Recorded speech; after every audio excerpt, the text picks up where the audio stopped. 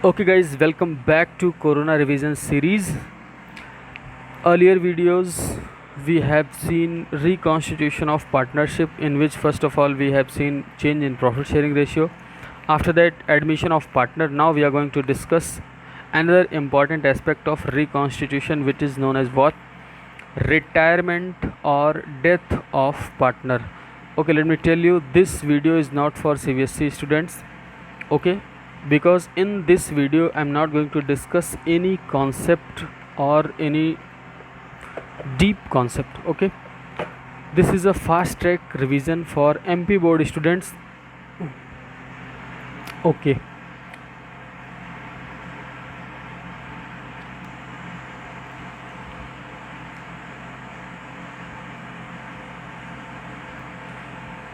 Okay दोस्तों, अभी तक हमने देखा था एडमिशन ऑफ पार्टनर। 2 लोग पहले से धंधा कर रहे हैं, 3 लोग कर रहे हैं, 4 लोग कर रहे हैं, उसी में एक आदमी और जुड़ गया। अब हम देखने जा रहे हैं कि कुछ लोग धंधा कर रहे थे पहले से बिजनेस, उसमें से कुछ लोग छोड़ के जाना चाह रहे हैं। मान लो 1 2 3 लोग बिजनेस कर रहे थे जिनका नाम था A, B और C। ये C जो है ना, ये छोड़ के जा रहा है बिजनेस को अपनी मर्जी से। कुछ भी समस्या हो सकती है, इसके क्या कारण हो सकते हैं वो हम क्या करेंगे, एक क्वेश्चन में अलग से देखेंगे कि क्यों छोड़ के जा सकता है कोई भी बिजनेस को। उसके बाद इसका नामकरण कर देते हैं। जाने वाले पार्टनर को हम बोलेंगे क्या? रिटायरिंग पार्टनर या फिर आउटगोइंग पार्टनर। और जो पार्टनर्स रह जाते हैं उसके जाने के बाद इसको बोलते हैं रिमेनिंग पार्टनर या फिर कॉन्टिन्यूइंग पार्टनर।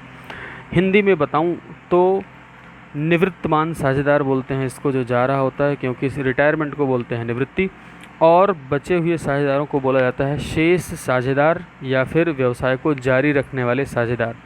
देखते हैं इससे जुड़ी क्या थ्योरी आपसे पूछी जा सकती है। सबसे पहले हम थ्योरेटिकल एस्पेक्ट डिस्कस करेंगे, उसके बाद देखेंगे कुछ बेसिक से न्यूमेरिकल, और उसके बाद आपका काम हो जाएगा। Okay, let's start guide. सबसे पहला क्वेश्चन आपसे जो पूछा जा सकता है क्या, वो है मीनिंग, कि आप रिटायरमेंट या डेथ से आप क्या समझते हैं। जाहिर सी बात है यार, जब कोई छोड़ के जा रहा है यही रिटायरमेंट है, समझना क्या है उसमें। लेकिन चक्कर ये है कि हमें नंबर जो मिलते हैं ना, मार्क्स, वो लिखने के मिलते हैं। तो लिखेंगे कैसे? हमने लिखा retirement of a partner means that partner does not remain partner. Partner नहीं रह जाता है ऑफ द फर्म का, यानी साझेदारी में निवृत्ति यानी रिटायरमेंट से आशय है कि एक पार्टनर जब फर्म का पार्टनर नहीं रह जाता है। इसका मतलब रिटायरमेंट में happen due to various reasons, बहुत सारे कारणों से हो सकती है। सच एज ओल्ड एज, यानी पुरानी उम्र हो जाए आपकी, बूढ़े हो गए हो आप, ओल्ड एज। और इल हेल्थ, स्वास्थ्य खराब है किसी पार्टनर का, और भी कारण हो सकते हैं, देखेंगे हम। On retirement firm is reconstituted, हम पहले देख चुके हैं कि रिकॉन्स्टिट्यूशन होता किन कारणों से है। Change in profit sharing ratio, admission, retirement, death और अमेलगमेशन ऑफ 2 फर्म्स या मोर फर्म्स। लिखा गया है on retirement firm is reconstituted which means old partnership comes to an end. पुरानी पार्टनरशिप का मतलब साझेदारों के बीच का रिश्ता, वही कहलाता है पार्टनरशिप या एग्रीमेंट, इसको बोल सकते हो आप। पुराना एग्रीमेंट, पुरानी शर्तें जो तय हुई थी वो ख़त्म, आज से नई शर्त। क्यों? क्योंकि एक आदमी छोड़ के जा चुका है अपना एक partner.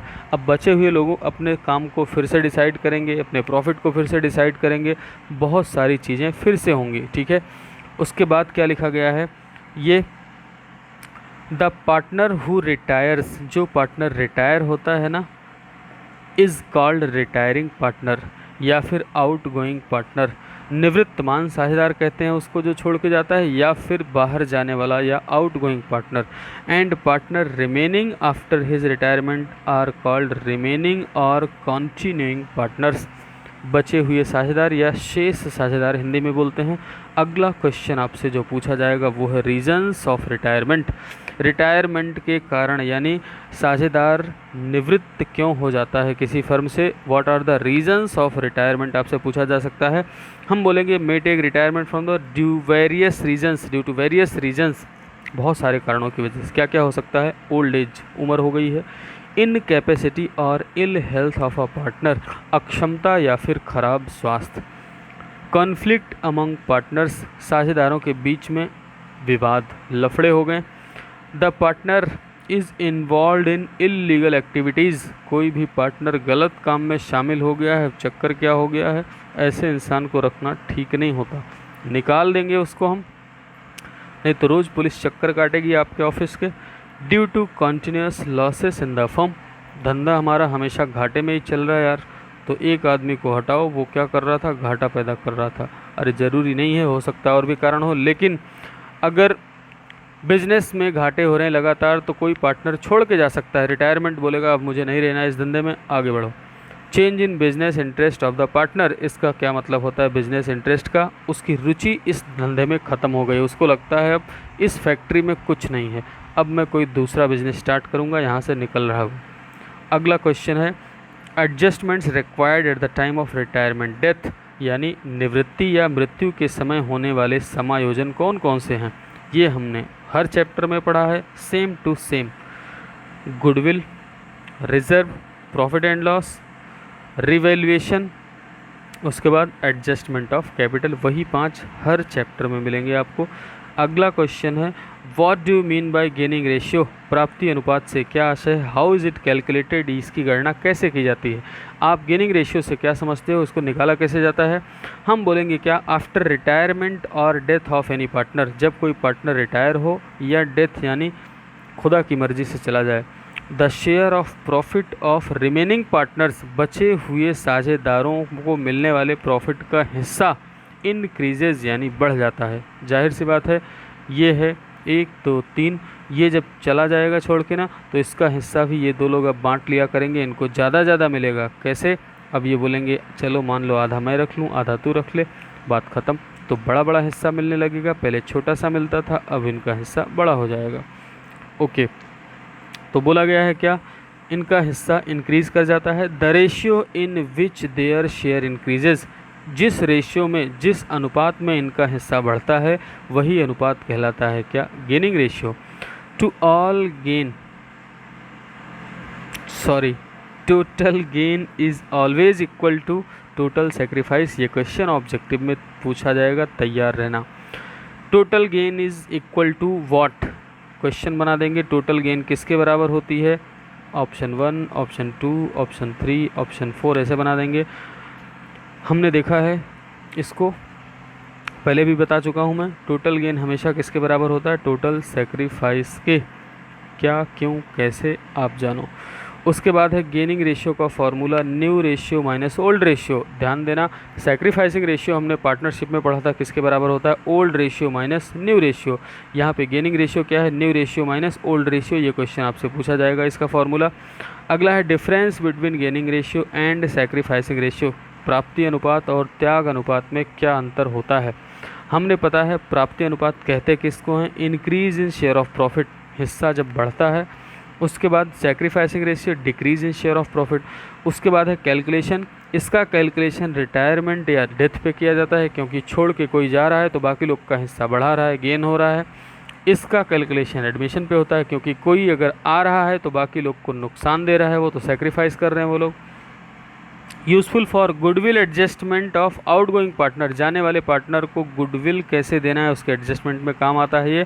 It is useful for distribution of goodwill brought in by new partner, नए साझेदार, नए पार्टनर द्वारा लाई गई गुडविल यानी ख्याति का एडजस्टमेंट यानी समायोजन करने के काम आता है ये अनुपात। इसका फार्मूला होता है न्यू माइनस ओल्ड, इसका फार्मूला होता है ओल्ड माइनस न्यू। ये क्वेश्चन तैयार रहना, आएगा एग्जाम में। उसके बाद है due to gaining ratio capital साझेदारों की डिक्रीज यानी कम होती है, सैक्रिफाइसिंग रेशियो की वजह से बढ़ती है। क्यों? क्योंकि जिसका नुकसान होता है उसको पैसे मिलते हैं। एनीवे हम कॉन्सेप्ट डिस्कस करने वाले नहीं हैं। अगला क्वेश्चन आपसे जो पूछा जा सकता है वो छोड़ दीजिए, ये क्वेश्चन है इम्पॉर्टेंट क्वेश्चन बोलूँगा मैं इसको इस एग्ज़ाम के लिए, हर बार तो नहीं लेकिन इस बार के एग्ज़ाम के लिए इम्पॉर्टेंट है। कैसे? बोला जाता है कि जो पार्टनर छोड़ के जा रहा है, चाहे वो मर गया हो, डेथ हुई हो, या फिर रिटायर हो रहा हो, जीते जी जा रहा हो, उसको जो पैसा देना है जाते समय ना, उसका कैलकुलेशन कैसे करोगे आप। लिखेंगे सिंपल सा आंसर, हम लिखेंगे amount payable to outgoing partner is calculated by preparing his capital account. ये क्वेश्चन ऑब्जेक्टिव में पूछा जाता है दोस्तों। कैसे पूछा जाएगा कि जाने वाले पार्टनर को दिया जाने वाला पैसा कैसे कैलकुलेट करते हैं, हम बोलेंगे उसका कैपिटल अकाउंट बनाकर, उसका पूंजी खाता बनाकर। इंग्लिश में बोलेंगे by preparing his capital account. One word में पूछा जाता है, ये ध्यान रखना। All the sums payable to retiring या डिसीज्ड पार्टनर, डिसीज्ड बोलते हैं जो पार्टनर मर गया हो, is credited to his capital account. जो कुछ भी उसको देना है उसको हम क्रेडिट कर देते हैं उसके कैपिटल अकाउंट में, और जो उससे रिसीवेबल यानी लेना है उसको क्या करते हैं, हम डेबिट कर देते हैं। उसी को नीचे बताया गया है कि डेबिट क्या क्या करते हैं और क्रेडिट क्या क्या करते हैं। इसमें से 3-3 4-4 आइटम आपको पता होने चाहिए, बस इतना ही लिख के आना है आपको एग्ज़ाम में भी। देखते हैं जो देना है उसको, वो तो देंगे हम कि जो पैसा उसने धंधे में लगाया था, कैपिटल अकाउंट में बैलेंस, करंट अकाउंट में balance, interest on capital, share in profit, revaluation profit, undistributed reserve, goodwill में हिस्सा, और अगर कोई आइटम है तो डेबिट बैलेंस अगर कैपिटल अकाउंट में था तो वो डेबिट बैलेंस, करंट अकाउंट में था तो वो माइनस हो जाएगा, घाटा लगा है तो वो घाटा माइनस हो जाएगा, रिवैल्यूएशन में घाटा है तो वो माइनस हो जाएगा, एग्जिस्टिंग गुडविल कोई है तो उसको राइट ऑफ कर देंगे हम, और कोई आइटम, ये और आइटम क्या होते हैं ना ये नहीं बता रहा मैं, कुछ तो होता है। उसके बाद है कि जाने वाले को पैसा कैसे देंगे आप, method for payment of amount due to retiring या डिसीज्ड पार्टनर। ड्यू का मतलब क्या होता है दोस्त, क्या होता है ड्यू का मतलब, ड्यू का मतलब यहाँ पे है देय, मतलब जो उसे पैसा देना है हमें जाने वाले को, कैसे दिया जाएगा, उसके कितने मेथड्स हैं। बड़ा सिंपल सा लेकिन बड़ा आईएमपी टाइप का क्वेश्चन होता है, ये इम्पॉर्टेंट बोलूँगा इसको मैं। सबसे पहले लमसम मेथड, जितना पैसा बनता है उसका पूरा देके भेज दो। दूसरा है पेमेंट इन इंस्टॉलमेंट, हमारे पास इतना पैसा नहीं है, थोड़ा थोड़ा करके दे देंगे इंस्टॉलमेंट में। पेमेंट बाय एन्युटी, हमने कहा भाई तुम अपना एन्युटी यानी पेंशन जैसा फिक्स करा लो, हम देते रहेंगे हर साल थोड़ा थोड़ा पैसा।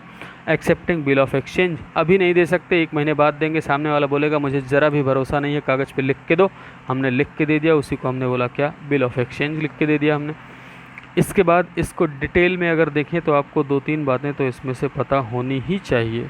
कौन सी, टोटल पेमेंट लमसम, अगर आपके पास पैसा पर्याप्त है तो हम कैश पकड़ा देंगे। इंस्टॉलमेंट, अगर पैसा क्या है, do not have sufficient cash balance, पैसा कम है तो किस्तों में पेमेंट कर देंगे। Payment by annuity may be paid by annuity, under this annuity suspense account is open. Question पूछा जाता है ऑब्जेक्टिव में कि अगर किसी जाने वाले पार्टनर को हम एन्युटी से पेमेंट कर रहे हैं तो उसका पूरा पैसा किस खाते में ट्रांसफ़र कर देते हैं, हम बोलेंगे annuity suspense account. Hindi medium वालों, अगर जाने वाले साझेदार को दिया जाने वाला पैसा हम वार्षिकी द्वारा भुगतान करना चाहते हैं तो उसको किस खाते में लिखा जाता है, वार्षिकी उचंत खाता, इसका नाम होता है उचंत खाता। उचंत को इंग्लिश में बोलते हैं सस्पेंस अकाउंट, वार्षिकी उचंत खाता। Okay guys, accepting bill of exchange, normal सी बात है, मे बी एक्सेप्टेड, इसको भी एक्सेप्ट किया जा सकता है। अगले वीडियो में हम देखेंगे कुछ क्वेश्चंस हिंदी मीडियम के लिए। एक बार मैं फिर से इस आंसर को हल्का सा हिंदी में रीड कर देता हूँ। हम बोलेंगे क्या, आपसे पूछा जाएगा कि निवृत्तमान साझेदार या मृतक साझेदार को देय राशि का भुगतान करने की कितनी विधियां हैं, समझाइए। हम बोलेंगे बहुत सारी विधियां, निम्नलिखित विधियां। पहला है लंप सम मेथड या फिर एक मुश्त भुगतान विधि। दूसरा है पेमेंट इन इंस्टॉलमेंट यानी किस्तों में भुगतान।